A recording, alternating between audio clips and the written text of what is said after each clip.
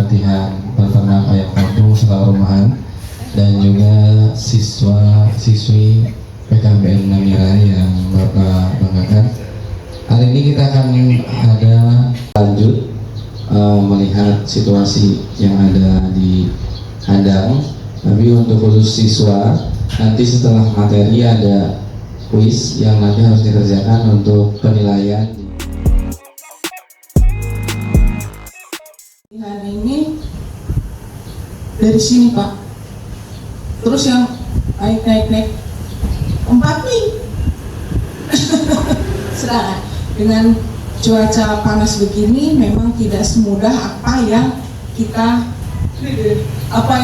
rasakan nantinya gitu, karena bagaimanapun juga kita memelihara hewan ya Pak, makhluk hidup.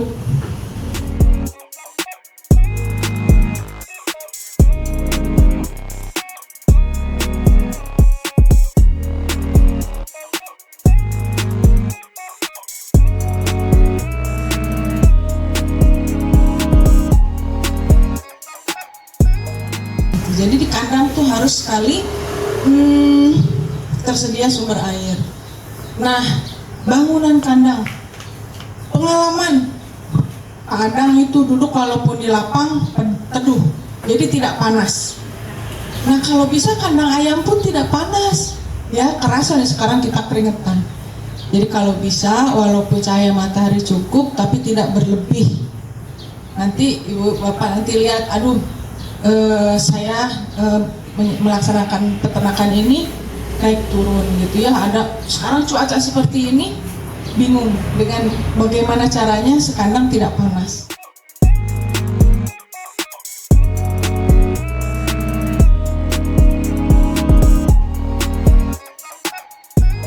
Mengeram diambil oleh mesin. Pada saat dia mengasuh diambil oleh kandang brooding. Jadi dia kerjanya bertelur aja, kawin bertelur gitu. Jadi jumlahnya bisa banyak, setahun 180, dengan hari setahun itu 365, berarti selang sehari dia bertelur gitu. Nah, ada kandang inkubator dan brooding, ada yang kandang postal atau koloni ya Pak ya, kalau postal tuh. Kemudian ada yang pembesaran, itu nanti tergantung situasi, ngikutin umur. Kalau yang 1 bulan kandangnya khusus, harus hangat, udaranya harus hangat juga. Nanti di atas 1 bulan sudah terbebas dari lampu, bisa dibesarkan. Nanti sudah mendekati bulan ketiga ya kandangnya harus lebih besar lagi.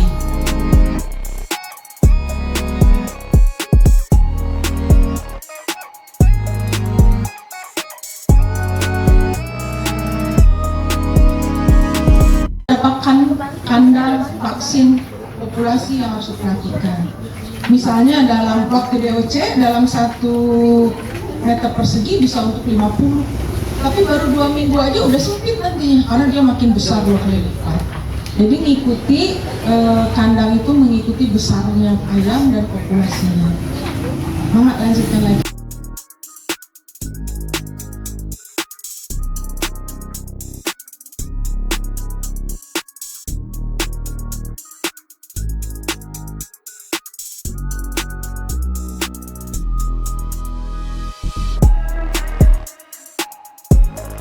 Melakukan pembesaran, kita harus perhatikan DOC-nya atau anakannya itu harus berkualitas, harus bagus DOC-nya.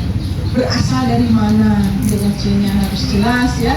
Jangan DOC yang indukannya nggak bagus, sehingga si DOC itu digede-gedekan, dibesarkan oleh kita tidak menghasilkan telur ayam ayam yang baik.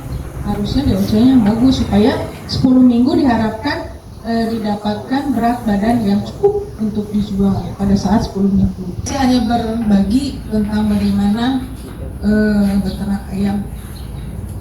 Saat ini kan sedang panas, ya saya berteriaknya sama orang bingung dengan aduh ini panas Pak, harus gimana?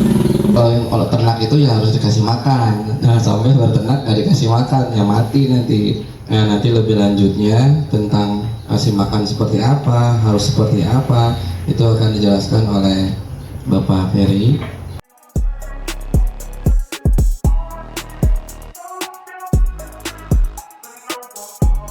Ini saya coba melanjutkan tadi apa yang disampaikan oleh Bu Dokter. Perkenalkan dulu Bapak Ibu sekalian, nama saya Ferry. Saya tinggal di Kuningan. Kebetulan sekarang sebagai formulator atau nutrisionis di perusahaan peternakan. Kemudian di sisi lain saya juga sebagai konsultan di peternakan ayam. Kali ini saya kenal Bu Dokter itu sudah kira-kira 1 tahun ya. Dari beliau itu punya ayam itu kandangnya cuma 2 kalau nggak salah. Sekarang sudah, kalau melihat di kandang itu di belakang itu udah sampai 19. Luar biasa perkembangannya. Nah, saya coba membuka sedikit tentang pakan. Jadi kenapa sih kita harus fokuskan, kita harus lebih perhatikan tentang pakan ya? Karena pakan itu satu punya peran. Kalau di biaya produksi itu sekitar 70% biaya produksi itu dari pakan. Kalau kita sembarangan di pakan berarti biaya produksi kita itu udah bengkaknya luar biasa. Maka saat ini saya coba sampaikan tentang optimalisasi nutrisi pada ayam kampung. Jadi pada prinsipnya ayam itu sama kebutuhan nutrisinya dengan ayam-ayam yang lain. Hanya nanti paling setiap umur akan berbeda. Nah, nutrisi ayam kampung itu sederhana sebenarnya. Jadi bahan baku yang bisa kita gunakan itu diantaranya jagung. Ini jagung pipil, tapi kalau untuk dikasihkan ke ayam kita giling dulu pakai hammer mill, dipecah dulu. Kemudian ini ada CPO. CPO itu sebagai sumber energi. CPO ini fungsinya memang hanya memberikan sebagai suplai energi saja. Kalau kita sulit dapat CPO, karena CPO ini dari sawit ya, biasanya minyak sawit ini kalau susah kita dapatkan pakai minyak goreng bisa. Minyak goreng sama, hanya saja kandungan energinya lebih tinggi CPO dibanding minyak goreng. Kemudian ini dedak padi, di lingkungan kita juga mungkin banyak. Ini SPM atau bukit kedelai sebagai sumber protein, ditambah ini salah satu contoh sebagai sumber vitamin dan mineral. Karena vitamin itu tidak terpenuhi dari bahan baku ini, hanya sedikit. Jadi misalkan vitamin kebutuhannya 10 juta IU, dari bahan baku mungkin hanya terpenuhi sekitar 1,5 juta IU. Nah sisanya itu dari tambahan vitamin dan mineral. Next.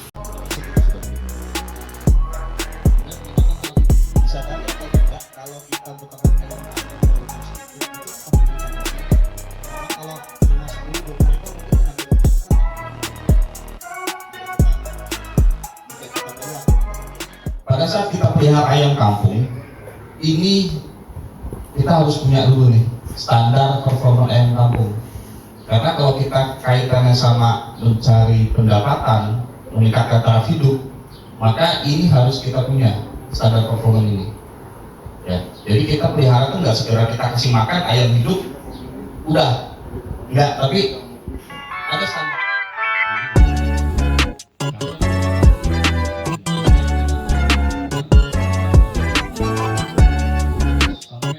Manajemen pemeliharaan. Jadi kalau tadi ada periode disampaikan sama Bu Dokter, ada periode brooding.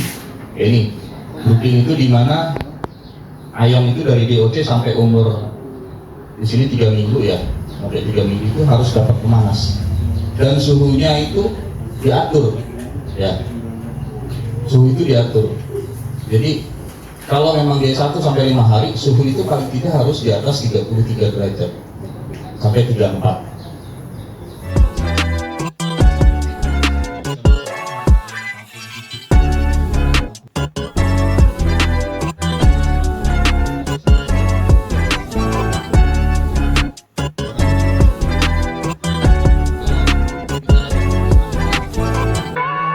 Yang banyak, karena jagung ini 50% Pak dalam pakan ya. Jadi jagung ini penggunaan 50% dalam pakan. Kemudian dedak juga sebagai sumber energi, cuma karena dia kadar serat kasarnya tinggi, kandungan sekamnya juga tinggi, maka ini cukup pakai 10% ya, 10 sampai 15%.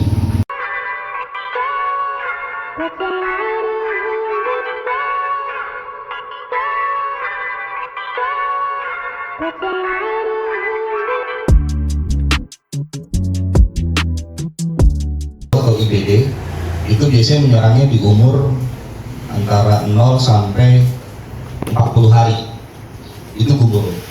Lebih dari 40 hari gumboro nggak mungkin muncul. Nah, dia hanya menyerang ke imunitas saja, kekebalannya. IBD itu panjangannya infectious bursalisis. Jadi penyakit yang dari bursa ayam.